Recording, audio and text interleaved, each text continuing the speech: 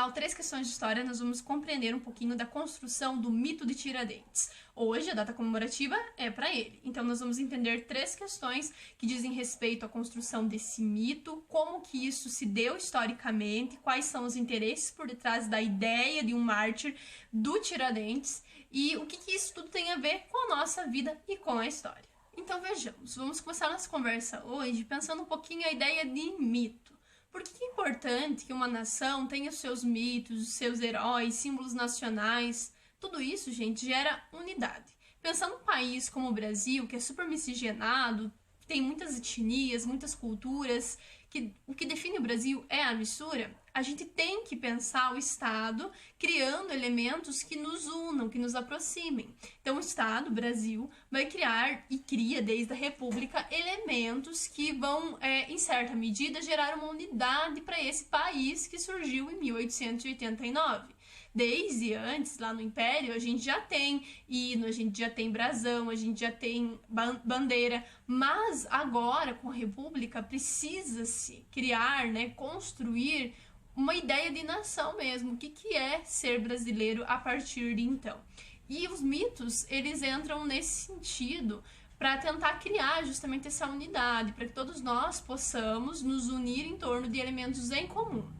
Mas eles vão além disso. Os mitos, eles podem reforçar ideias, pensamentos, ideologias, Aquilo que o Estado quer que a gente compre. As ideias que a gente tem que aceitar ou tem que comprar mesmo, no sentido de você se engajar e se sentir parte disso e defender esses ideais, essas mentalidades, enfim. Então o Estado cria para nós certas ideologias para que a gente se identifique com o projeto de nação que o Estado quer criar. Então, nesse sentido, o mito, no caso do Tiradentes, ele serviu para legitimar a ideia de república, e a gente já vai entender como isso aconteceu.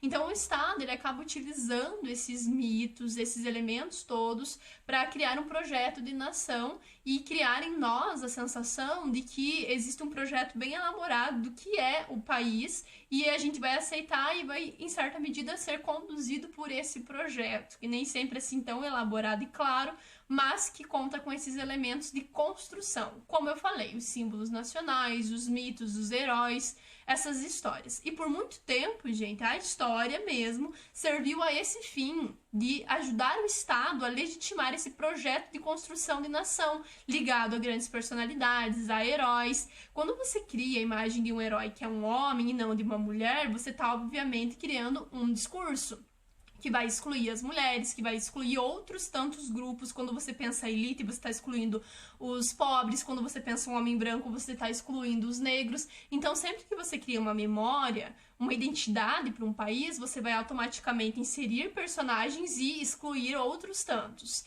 E isso diz respeito a esse projeto de nação que se quer construir.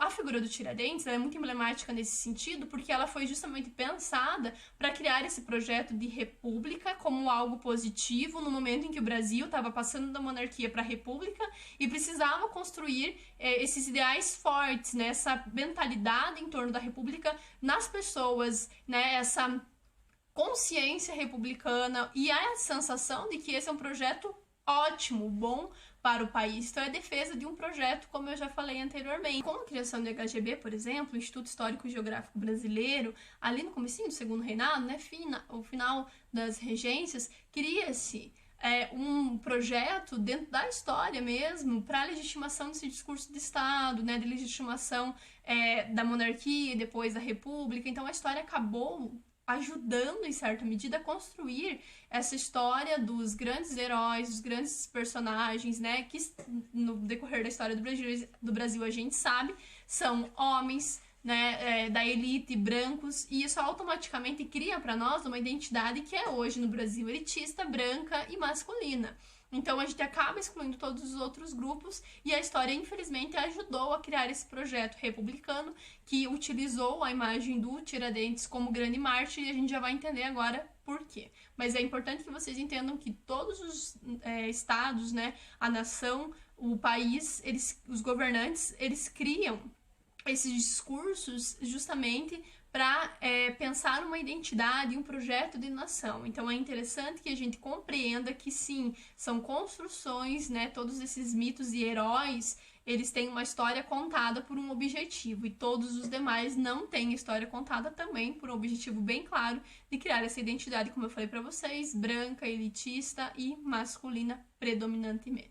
Com relação à construção de uma memória e identidade, gente, por exemplo, alguns dos manuais que a gente usava na época da ditadura no Brasil, por exemplo, de educação moral e cívica, não sei se vocês sabem, mas existia essa disciplina até um tempo atrás, os seus pais, talvez tios um pouco mais novos, tenham pegado essa época.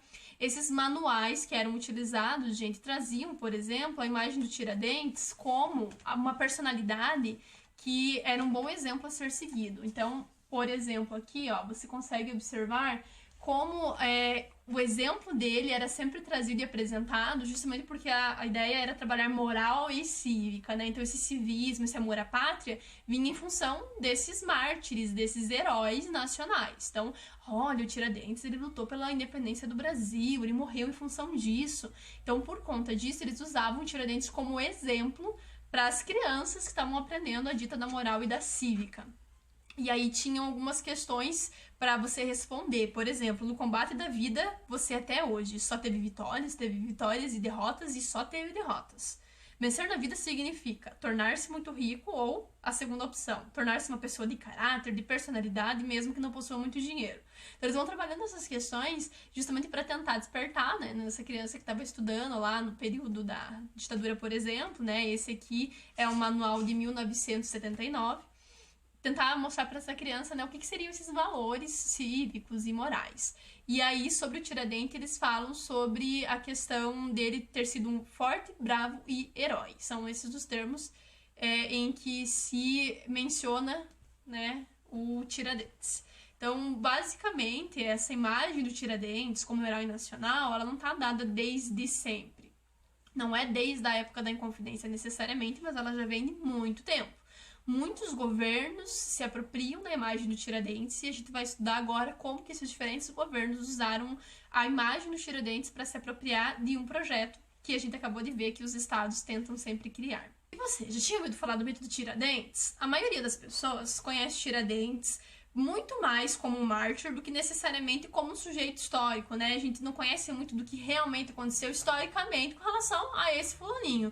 Então, o Joaquim José da Silva Xavier, né, o nome do Tiradentes, foi alvo, inclusive, de muitas músicas e obras literárias e poemas. E uma delas, gente, eu acho fantástica, mas dá até, assim, uma dor, né, de ouvir, é do Chico Buarque, Exaltação de Tiradentes. Essa musiquinha que eu coloquei na abertura, inclusive, do vídeo, diz o seguinte: Joaquim José da Silva Xavier morreu a 21 de abril pela independência do Brasil. Foi traído e não traiu jamais a Inconfidência de Minas Gerais. Foi traído e não traiu jamais a Inconfidência de Minas Gerais. Era o nome de Tiradentes, né? Joaquim José da Silva Xavier foi sacrificado pela nossa liberdade, este grande herói, para sempre há de ser lembrado. E realmente, isso aí tá postulado já, e realmente o Tiradentes é lembrado como herói nacional. Mas aí, gente, será que ele realmente, né, lutou pela independência do Brasil? E a gente vai um pouquinho para a história realmente da Inconfidência. A Inconfidência, que aconteceu em 1789 em Minas Gerais, foi uma revolta com um caráter muito mais local do que nacional. Até porque nesse momento a gente não tem ainda uma ideia de nação, porque nem éramos independentes. Então essa ideia de que o Tiradentes, junto com toda a galera lá da Inconfidência, estava lutando pela independência do Brasil, já cai por terra nesse momento, já nem rola, tá, gente? Então a gente cria, né, a partir de muitos governos no Brasil, essa ideia do Tiradentes como alguém que lutou pela independência, mas não é bem assim. Se a gente for realmente analisar a história, primeiro que o Tiradentes nem era o líder da Inconfidência Mineira, tá? Ele provavelmente era só um agitador popular ou alguém que estava ligado às massas, ele não era da elite. Inclusive, os outros líderes nem foram presos e mortos, pelo menos, porque provavelmente pela posição social elevada que eles tinham, mas principalmente, gente, porque o Tiradentes vai admitir que ele era o líder da revolta, sendo que ele não era. Então, a Inconfidência vai ser tomada por ele, né? Ele vai tomar para si essa responsabilidade e por isso vai morrer por conta da Inconfidência, que nem chegou a acontecer necessariamente porque foi delatada, né? Mas qual que é a questão central da Inconfidência? O que aqueles caras lá em Minas Gerais estavam defendendo? Então, basicamente, eles queriam uma liberdade econômica maior com relação à metrópole, que era Portugal. A gente ainda era uma colônia e eles pagavam em Minas Gerais pesados impostos por conta da mineração. Então essa elite, que era uma revolta muito da elite, preste atenção nisso, gente, essa elite vai tentar, a partir dos ideais republicanos e separatistas, criar uma república em Minas Gerais. Eles pensam nesses ideais, não conseguem colocar isso em prática, porque, como eu falei pra vocês, a revolta vai deixar de existir a partir do momento que vai ser delatada, né? Eles vão ser presos e punidos, e principalmente o Tiradentes vai ser punido antes mesmo de que a revolta acontecesse, mas o projeto deles pensava Minas Gerais especificamente, e não o resto do Brasil. Essas revoltas de caráter separatista nesse momento, gente, elas são regionais ou localizadas, como é o caso de Minas Gerais, e era uma revolta da elite. Então, eles estavam necessariamente lutando pela liberdade do Brasil, para que todos nós hoje pudéssemos ser livres, porque eles não aguentavam mais o poder de Portugal. Será que necessariamente foi assim? Mais ou menos, como eu falei pra vocês, tinha um caráter muito local e estava muito ligado ao interesse das elites. Eles queriam melhores condições econômicas. Vocês sabem que a independência do Brasil, inclusive, que vai acontecer em 1822, acontece basicamente porque o Brasil quer impedir que Portugal nos recolonize. Então, a independência do Brasil acontece em função de uma resposta à Revolução Liberal do Porto em Portugal, quando as cortes portuguesas querem recolonizar o Brasil, porque quando o João vem para cá, em 1808, a gente se torna vice-reino. A gente experimenta uma liberdade econômica e não quer voltar atrás. Nesse caso específico aqui da Inconfidência Mineira, eles não estavam necessariamente pensando na independência do Brasil todo, ou se libertar totalmente dos laços com Portugal, né? Eles não estavam ainda pensando nesses ideais de liberdade. E mesmo com a nossa independência, os ideais não eram assim tão bonitos quanto a história fez parecer por muito tempo.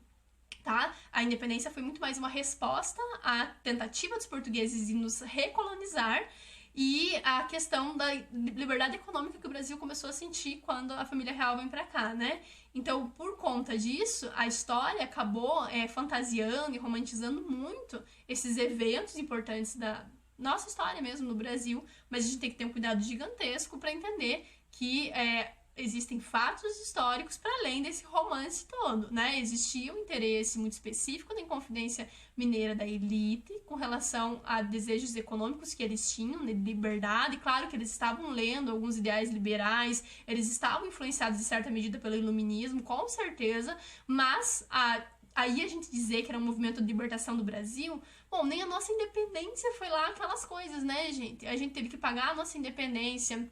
A gente continuou sendo uma monarquia, a escravidão se manteve por muito tempo, a gente se manteve muito próximo de Portugal ou da estrutura administrativa portuguesa por muito tempo. Então, nossa independência também não é assim tão glamurosa quanto se tentou fazer parecer no decorrer do tempo aí pela história. E por isso é que hoje a gente vai justamente desconstruindo essas imagens, né? Não é dizer que o cara não foi importante, ele morreu em função de algum ideal. Com certeza, mas a ponto de dizermos que ele defendeu a independência do Brasil num período onde isso não era pensado necessariamente, e nem mesmo na época da independência isso necessariamente era tão romântico, tão lindo e grandioso, então é importante de dar uma pensada nisso aí. Nem um extremo, nem outro, né? Vamos tentar contextualizar o Tiradentes dentro dos processos históricos, fora dessa tentativa de construção de um mártir, de um herói, como a gente vai ver que aconteceu agora em diferentes momentos da história do Brasil. Então, o Tiradentes já era famoso, já era um mártir, já era um herói desde a época lá da Inconfidência Mineira, no século XVIII,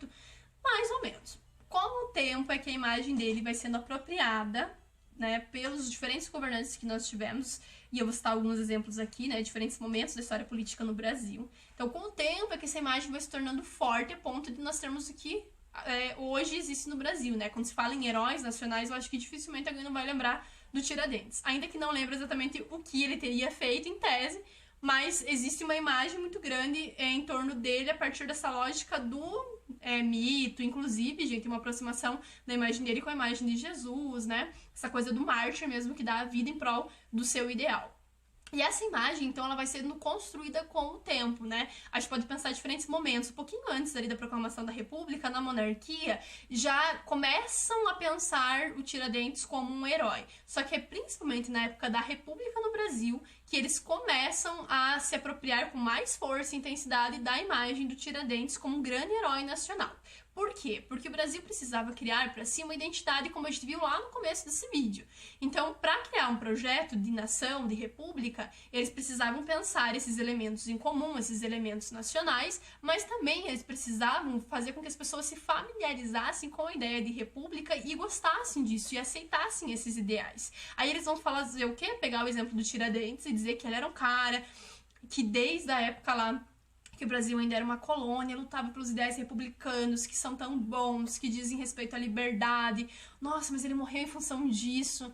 Então vejam, valorizem hoje a república que vocês têm, né? Então era mais ou menos nesse sentido, de fazer as pessoas realmente retomarem um fato histórico lá atrás, que obviamente foi romantizado, para se sentirem felizes com a república que eles tinham naquele momento. Então era a tentativa justamente de fortalecer e legitimar a república. Ah, porque ele já tinha lutado lá atrás. Vejam, ele morreu em função disso. Então esse era o discurso mais utilizado nos primeiros anos da República, mas também vai ser utilizado em vários outros momentos, por exemplo, com relação ao Juscelino Kubitschek e antes com o Getúlio Vargas. Então, novamente, eles vão estar sempre reforçando esses mesmos ideais, essa mesma lógica de mártir, de alguém que luta, para mostrar como que as pessoas deveriam aceitar a ideia de república. Olha, vejam só, alguém que luta pelo Brasil, então ele deve ser realmente reverenciado, ele tem que ter uma data comemorativa, um feriado, como é o caso de hoje, ele realmente deve ser alguém lembrado e visto como exemplo nos nossos manuais. Então, desde esse período aí, principalmente quando começa a ser livro didático, os manuais, né, a partir de 1930, isso vai ficando cada vez mais evidente. Então, eles vão começar a destacar o Tiradentes cada vez mais como essa personalidade que deve ser vista como um herói. Isso, obviamente, está muito ligado à imagem da história positivista que a gente tem, que é uma história que estava muito presa a grandes personalidades, a caras da política, a essas personalidades que estavam obviamente atreladas à elite, né? Eram homens, basicamente, né? Então, a identidade que a gente viu lá no começo do vídeo, que existem até hoje no Brasil, né? Que é uma identidade branca majoritariamente, que despreza o negro, o indígena, as mulheres, os pobres, de maneira geral. Então, essa visão que se construiu, obviamente, seguiu a esses interesses de criar uma ideia republicana muito mais bonita e romantizada do que realmente foi. A gente sabe que a própria proclamação da República, ela foi toda bagunçada, não tinha necessariamente um projeto, então eles precisavam criar justamente esse projeto que fosse convincente para as pessoas. E o Tiradentes foi essa imagem utilizada para, em certa medida, ser a propaganda deles, dessa imagem boa da República, né? Então ele vai ser o garoto propaganda, digamos assim, da República, desses ideais de liberdade e da democracia mesmo, ainda que não necessariamente eles estivessem pensando em tudo isso que disseram depois que eles estavam pensando, né? Provavelmente ele não estava nem defendendo tudo isso aí, como eu falei pra vocês, e muito provavelmente ele nem era líder do movimento, mas ele admitiu a culpa pra si e acabou se tornando realmente o representante desse movimento, que não tinha o interesse de independência do Brasil, tinha sim ideais republicanos, mas numa proporção muito menor daquela que fizeram parecer depois. Então, para finalizar isso, gente, o mito Tiradentes, ele foi construído com interesses muito próprios em cada um dos períodos, e até hoje é muito interessante para o Brasil que a gente tem esses heróis nacionais, como a gente já viu, faz parte da nossa identidade e memória, mas está mais do que na hora da história e todos nós criarmos para nossa memória e para a identidade do Brasil cada vez mais personagens que mostrem tantos grupos que estão sempre sendo excluídos, né? É mostrar esses grupos que já estão aí e que ajudaram a formar o Brasil. Não é forjar uma identidade como o Estado tem feito por muito tempo, infelizmente a história também fez. Não é inventar uma história bonita e fazer uso de garotos e garotas propaganda, né? Não, é realmente mostrar como foi a construção do Brasil. A gente sabe que a construção do Brasil se deu em função dos brancos, dos negros, dos indígenas, das mulheres, dos homens, dos pobres, de todo mundo, né? A gente sabe que esses grupos foram fundamentais. Então, hoje, o desafio é como que a gente vai colocar, né? Como que a gente vai inserir esses personagens tão importantes na memória nacional, na identidade. Então, se o Estado está, num lado, pressionando para que a memória seja essa da elite, dos brancos, dos homens, dos héteros, a gente também vai pressionar, em certa medida, principalmente dentro da história, para que todos os personagens possam ter o seu lugar garantido na memória e principalmente dentro da história, porque a memória ela é tendenciosa e ela representa grupos e interesses. A história ela tende a ser científica, ela busca o respaldo do método. Já a memória não, ela tá totalmente desligada do rigor metodológico. Por isso que a memória, ela sempre vai ser um campo de disputa entre esses diferentes grupos. Então a gente tem que cuidar, porque a gente não pode, dentro da história, pelo menos, enaltecer nem diminuir ninguém. A gente tá aqui para falar realmente o que aconteceu. É importante a gente entender essa construção para compreender como que o Estado lida com a memória nacional para criar em nós sentimentos de nacionalidade, de unidade. É isso que a gente tá entendendo aqui. A gente não tá aqui para dizer se Tiradentes foi legal, se não foi,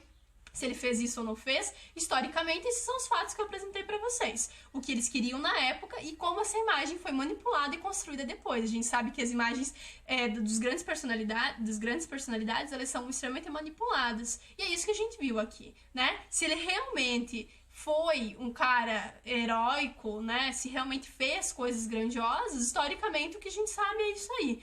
Mas depois, claro que existe uma construção. E a história é fantástica por isso, porque ela nos permite compreender as construções por detrás dos personagens e por detrás desses discursos. É isso que nos interessa. Não o que ele fez ou deixou de fazer necessariamente, até porque do passado a gente só consegue conhecer parcelas de verdade. Nunca é ao todo, né?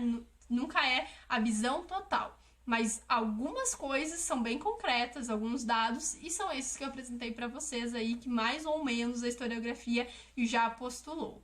Agora, a questão do discurso é muito evidente. Diferentes grupos e governos se apropriaram da imagem do Tiradentes e se apropriam até hoje para que a gente veja ele como esse herói nacional, inclusive ligado à imagem de Jesus, de um mártir, né? A questão da barba, o cabelo comprido, tudo isso foi criado, gente, para que nós o víssemos assim. Por isso, inclusive, nós temos esse feriado hoje. Então pensa nisso aí, pensa como que a nossa identidade está sendo formada e o que a gente pode fazer para tensionar para que a nossa identidade e memória hoje tragam personagens que representem, em certa medida, todos os grupos que fazem parte do Brasil. Porque dentro da história, nós, historiadores e historiadoras, já estamos tentando, já estamos lutando para que isso aconteça.